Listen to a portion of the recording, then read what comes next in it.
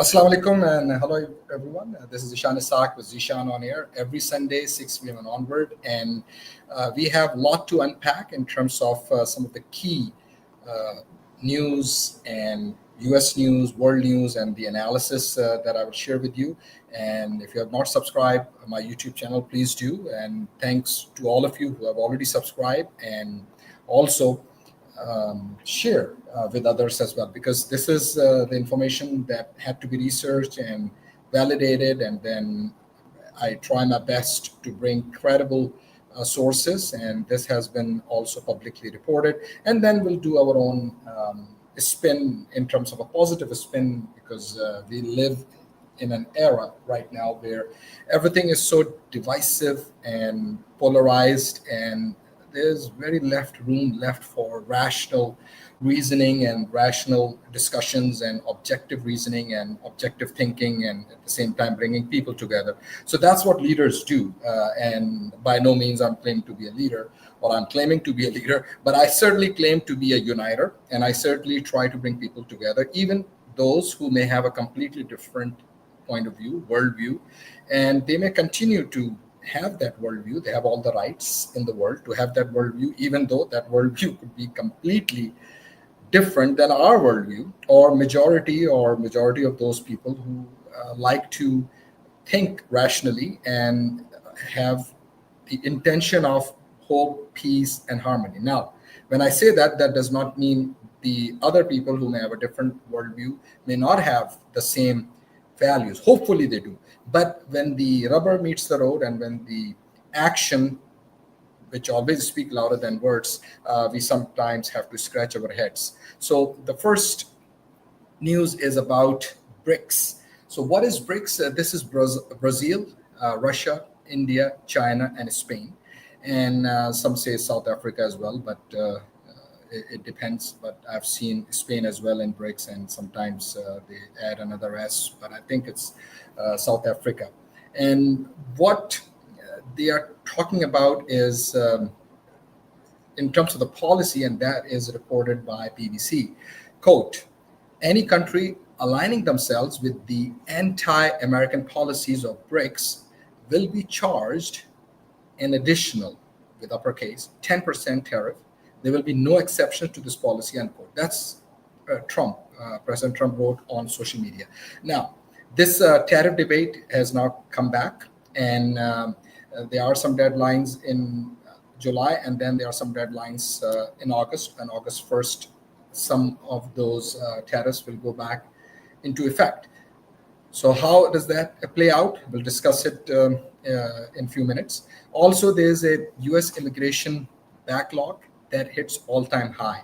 Now, that in itself is a very sensitive topic, because some people are debating that, yes, even those who are MAGA Republicans and the MAGA group, although there's a MAGA meltdown, and I'll tell you, and I'll use the E word, and I don't know when I say that, what are you thinking? But those of you who may know, they probably have an idea and have a hint. It's the news of this week and of this weekend.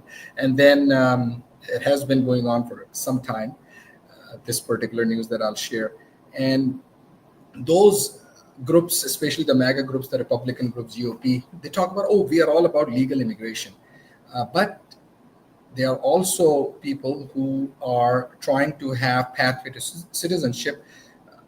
There was this Gallup survey that same time last year it was 70%, and now it has increased to 78%, almost 8% increase, where Americans would like people to go and have this pathway to legal immigration, or naturalization, or at least the process to get citizenship. However, that is still very sensitive, because even though some claim that they are all about legal immigration, but what we have seen in the past few weeks and in the past few months, based on what has been reported, based on what we are seeing in LA on those streets, as well as in other parts of the country, where even US citizens were detained and they were later released. However, what is the underlying rationale of the men and women in uniform, and they are trying to do their jobs, but at the same time, what is the litmus test that anyone would be stopped and would be asked for papers. And that's where some US citizens, they caught in that mix. So we'll continue to have those discussions and dialogue nationally and in different syndicated radio and talk shows on TV and as well as on social media. Here, when we're discussing immigration, this is where the backlog, this is all about legal immigration. And this is going, I would say, beyond any reasonable understanding. And I really feel bad for those who have been caught up into this immigration backlogs, because the streamlined case processing program that is in place. However, the backlog of Form 131 reported by Newsweek, the advanced parole, they say the application decreased by almost 60,000 cases this fiscal year. It remains high, with about 260,000 cases pending and a median processing time of 5.5 months, more than that, almost 6 months, I would say, a length considered unacceptably long by immigration advocates. And then work permits add up to 775,000 pending cases, most notably the parole-based C1 one category alone includes about 531,000 applications. So this has been reported. And then the USCIS data from January to March shows some immigration categories experiencing worsening delays, with processing times creeping up. What to know? USCIS is funded solely through the fees it charges immigrants applying for various benefits such as green cards and work authorization and replacement visa documents. Reports over multiple administrations have laid out the difficulties with this model and the ongoing struggles to fully staff the agency, leading to delays. So that's where Newsweek has reported, and the latest data shows several form categories with an uptick in processing times, with some applicants waiting several years for their cases to be decided. And forms I-90, the application to replace permanent resident cards, the green card, and I-765, the application for employment authorization with the EAD card issued on form I-766, have shown increases in processing times compared to the previous quarter. That's also reported by Newsweek. And they continue with this entire reporting, and you can also go online and read it, but I'll just cover some key snippets from this reporting. That why it matters, because 11.3 million applications backlog marks the highest volume. So let me repeat that. 11.3 million applications backlog marks the highest volume of pending cases ever recorded by the agency. For the first time over a year, USCIS reported a, quote, front log, unquote, cases received but not yet opened or officially entered into the processing system that stands at more than 34,000. So employment-based applications, and there are all these numbers, 1.73 million forms filed in Q2 alone. This category includes key programs such as H-1B petitions, employment authorization applications, and green card applications for skilled workers.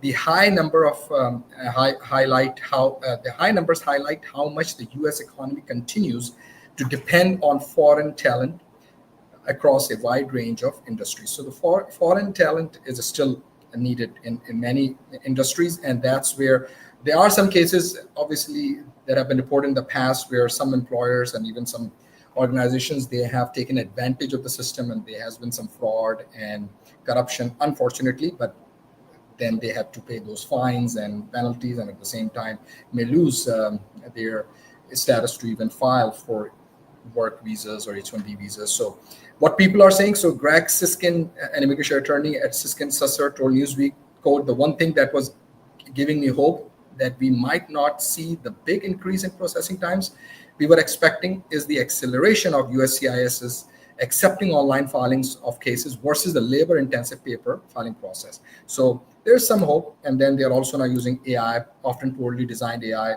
he further reported, and I'm using some of the sentences from his statement, that increasingly use AI, often poorly designed AI that will speed up decision making, but in a way that lacks transparency and with serious quality control concerns. So that's where you got to have AI ethics and AI quality review and some humans also looking at those decisions. Charles Kuck, the founding partner at Kuck Baxter, told Newsweek that rapid growth in the USCIS is 100% predictable given the Trump administration's approach to immigration. And then Morgan Bailey, a partner at Mayer Brown, told Newsweek, quote, the Trump administration believes that the primary mission of USCIS is to serve as a screening and vetting agency rather than as a benefits granting agency, unquote. So what happens next now? USCIS will likely get a funding boost through increased fees and charges for immigration application, but it remains to be seen whether this will affect processing time. But remember, that immigration system is not funded by taxpayers. It's all through fees and filing fees and all that, and this continues to go up.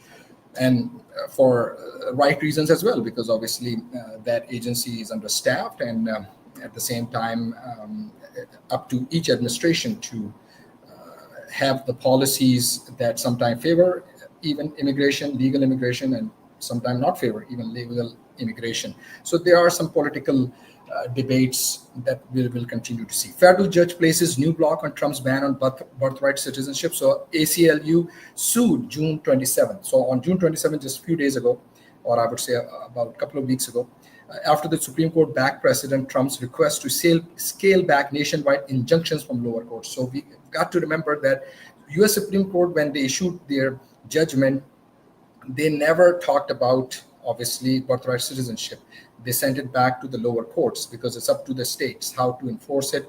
And then there are 28 states who have not been sued, as an example, as a class action lawsuit. So there are some legal technicalities. So what that means is we probably may see U.S. Supreme Court taking up this class action lawsuit if it goes back up to U.S. Supreme Court.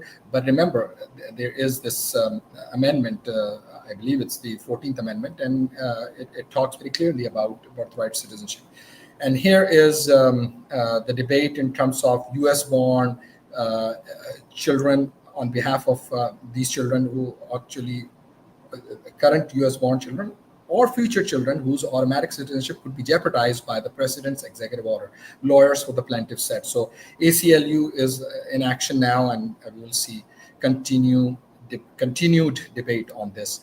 The new law allocates, so this is a big, beautiful bill, and some call it the big, ugly bill, depending on what part of the political ideology you belong to. This is where this law allocates $75 billion for ICE through 2029 to order as many as 10,000 new agents and to build detention facilities for more than 100,000 additional people. So the writing is on the wall. It's very clear. Trump administration will not tolerate violent criminals and even those who may have some lapses in their statuses. And previous administrations, they probably didn't have that kind of a very hawkish and strict policy, but here it's very clear in terms of what the Trump administration is actually fulfilling that promise on the campaign trail. And a new part of American life is this, where we will see these uniformed ICE agents on our streets. Some U.S. streets are already seeing that, like in LA, Phoenix, Chicago, and New York is another one that will see something as well. If it's not already happening. In fact, some people have reported it has happened in New Jersey and other places. Now, federal agents with U.S. Customs and Border Patrol, CBP, ride on an armored vehicle during driving slowly down Wilshire Boulevard. So this Wilshire Boulevard near MacArthur Parks in Los Angeles, California on July 7th, just a few days ago. And this is where California Gavin Newsom called the events at the park, quote, a spectacle, unquote. And this is where the mayor of LA can't do anything, and the borders are Tom Homan has already said anyone, including local and state elected officials, could be arrested by ICE. So whoever would come in between these arrests or detentions or interrogation, or even when they are going out to pick up people with undocumentation or undocumented papers or suspected of broken laws, and even if elected local and state officials, they could be arrested as well, and they have in some cases, like the former candidate for New York mayoral race. He is a controller, and he got arrested, and we saw those news. Lander, I believe, Yeah, that's his name, last name. What does the U.S. Constitution say about birthright citizenship? The 14th Amendment. Yeah, so I was right. The Constitution's 14th Amendment states that, quote, all persons born or naturalized in the United States and subject to the jurisdiction thereof are citizens of the United States and of the state wherein they reside, unquote. So it's very clear. And it's not easy to make an amendment to the U.S. Constitution. It's part of the U.S. Constitution. So birthright citizenship is basically that. Now, what is the Trump administration's argument? Trump's Justice Department has argued that a reinterpretation of the 14th Amendment, specifically the line that says, quote, all persons born or naturalized in the United States and subject to the jurisdiction thereof, unquote, allows the administration to exclude newborns who it doesn't consider under its jurisdiction. So that's where the legality aspect they're trying to make their case or their argument. However, since it's part of the US Constitution, so an executive order cannot undo that. And Trump, being Trump, he is trying. And obviously, US Supreme Court did not make any judgment or any decision on birthright citizenship. So that is something that we have to keep in mind. Now, when will the legality of Trump's executive order be settled once and for all? So that's a very great question. And the answer, what is being reported in this report, and Candace Norwood is the person, Candace, who contributed to this report. She's saying it's not clear yet, as several cases challenging the order itself are making their way through the courts. Last month, U.S. Attorney General Pam Bondi said the White House expects the Supreme Court to rule on the legality of the executive order by the fall. Quote, birthright citizenship will be decided in October in the next session by the Supreme Court, unquote, Bondi said. Quote, we are very confident in the Supreme Court, unquote. So that's what the Attorney General has said. Now, Attorney General has said something else, and we'll discuss that E word as well. What does Trump's, this whole, I would say, how is going to be impacted and with regards to this whole policy and it goes into effect. So Trump's executive order, quote, this executive order basically is protecting the meaning and value of American citizenship, unquote. So President Trump is actually defining the citizenship. So we got to keep that in mind. This is where a lot of legal debate and especially with the U.S. Constitution, the Declaration of Independence, all men created equal, and the equality aspect versus President Trump is talking about the heritage aspect. So that's very risky, and some experts are saying dangerous as well, because then you will have two or maybe three kinds of citizenships. Those who are born in the U.S., those who may claim heritage, they are also born in the U.S. And then the third, obviously, the naturalized citizens who are obviously scratching their heads because the kind of political environment, those who may not research, they are scared. Although you have nothing to be scared if your background is good and you have not done any fraud and your case was filed properly. But that's where some people are still in that dilemma. And I've talked to people when I was on campaign trail, those who are naturalized citizens and those who are born, and then the whole idea with regards to this whole aspect of citizenship. So now we will also talk about this tariffs issue. So 30% tariffs on EU, Mexico next month. So August 1st, 30% rate for Mexico and the European Union. And Trump threatens 35% tariff on some Canadian goods. So what is President Trump talking about? He's floating this higher blanket rates in an exclusive phone interview with NBC. Quote, we are just going to say all of the remaining countries are going to pay, whether it's 20% or 15%. We'll work that out now, unquote. That's US President Donald Trump. And fentanyl fight is still going on. A letter to Mexican President Claudia Sheinbaum, Trump said the country has been, quote, helping me secure the border, unquote, but added that it wasn't enough. So tariffs, and he's further saying, quote, these tariffs may be modified upward or downward depending on our relationship with your country, unquote. That's what President Trump said in the letter, and many letters have been sent out. Other countries Trump has singled out for tariff hikes in recent days include Japan, South Korea, South Africa, Indonesia, Thailand, and Cambodia, as well as Algeria, Libya, Iraq, and Sri Lanka. Trump's tariffs announcements: 50% copper, up to 200% on pharma, 25% on Japan, South Korea, 50% Brazil over treatment of ex-president, and 35% on Canada. Bloomberg has reported Trump, again, same point, 35% tariffs on some Canadian groups. And on the right side of the screen, you can see Trump tariffs racing for a deal with Vietnam 20%, Japan 25%, Canada 35%, South Korea 25%, Brazil 50%, Thailand 36%, Malaysia 25%, and Mexico, India, and EU, they are negotiating with the United States of America. Now the E word, yes, Epstein files. So Laura Loomer, as many who follow politics closely, the scoop, and she posted on X and social media, and she literally tagged at FBI Director Cash and Bongino. So he's the deputy FBI director, are livid with at AG Pam Bondi, Attorney General Pam Bondi, over the DOJ memo and the lack of transparency from her office regarding the Jeffrey Epstein files.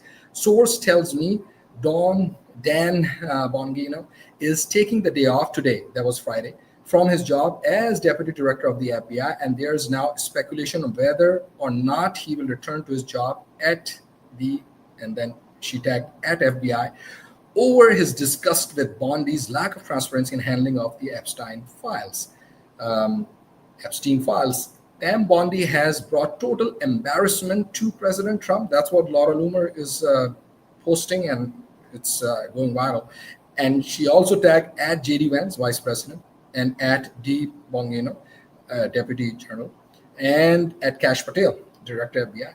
She has also lied, all uppercase lied, to the American people. I'm told Kash and Bongino are furious with Bondi, and actually she said Blondie. I don't know what to say, but that's Laura Loomer for you. With Blondie and the blowback she has caused them with her lack of transparency. Kash Patel and Don Bongino should call for Blondie's public resignation today to save themselves and to also push for full transparency into the Epstein files. So a lot of people are commenting on it. You can see on the right-hand side, and just go on social media and you will see very interesting comments. And then obviously mega meltdown that is happening as we speak with Tucker Carlson, with Glenn Beck, and with even Alex Jones, obviously from InfoWars, and he basically has changed that name, and then even some others in that mega group. So this is another one.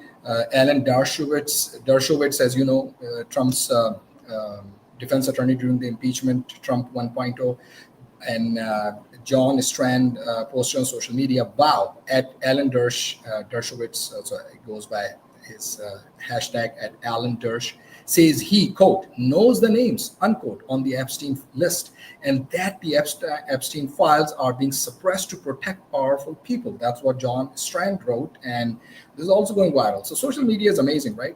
And then he says he's bound to confidentiality by a judge and can share the names, but the files and names do exist. So uppercase D-O, do exist. And he quotes Alan Dershowitz, quote, my hand to God, unquote. This is all uppercase, huge.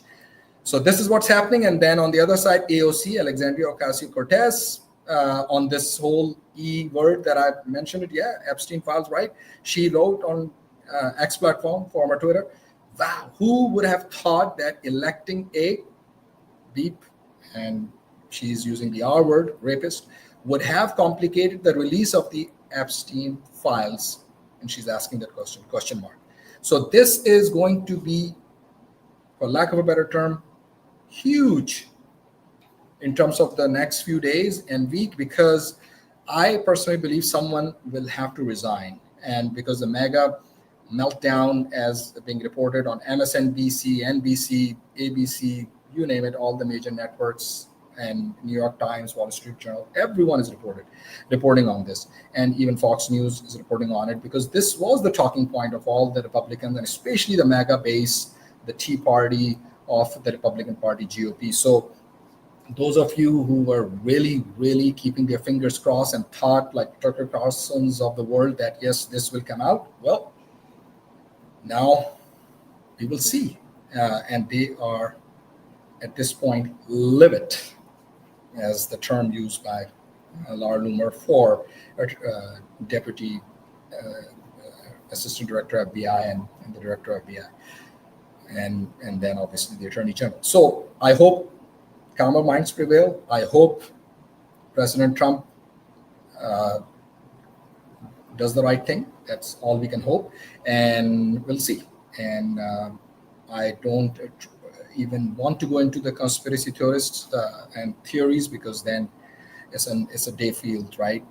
We can be here for weeks if we go into that route of conspiracies. But I would certainly want to thank our key advertisers, and I want to thank them because this program is possible because of them. And if you would like to become part of this program as well as a sponsor advertiser, because it's not easy to pay the bills and be on air at the same time on social media, then please connect with me, or connect with me through social media, through Facebook, or also through YouTube. And AITinsurance.com, Affordable Insurance of Texas. I would like to thank them. And for any kind of insurance needs, auto insurance, home owner's insurance, commercial insurance, business insurance, you name it, even health insurance. So pick up the phone and call them. AITinsurance.com is their web address. You can call them from anywhere in the US. And if you're in Houston, Greater Houston, Texas, they have many locations.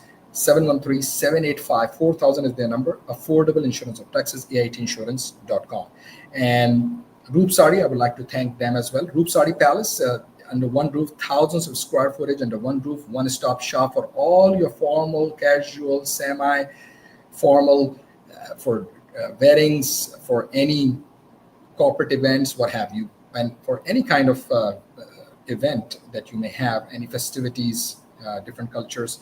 So you will find men's trendy outfits, shalwar kameez, very formal, and also sherwanis and kurta pajamas, kurtis as well. And for women as well, lehenga, shararas, all these wedding outfits, even saris. And then for boys and girls, and those who want to order online, go to roopsari.com, ROOPSARI, roopsari.com, one word. And if you're in Houston, or if you're visiting Houston, or you're already in Houston listening to me through the traditional media, then just go to Hillcroft, Roop Sari Palace, and you'll get discounts when you mention Zishan on air. So with that, I'm just signing off with our social media platform, continuing with the traditional media. And please subscribe if you have not. And thanks for joining me on social media, and also through the traditional media. I'll see you next time, 6 p.m. Central. Have a great week.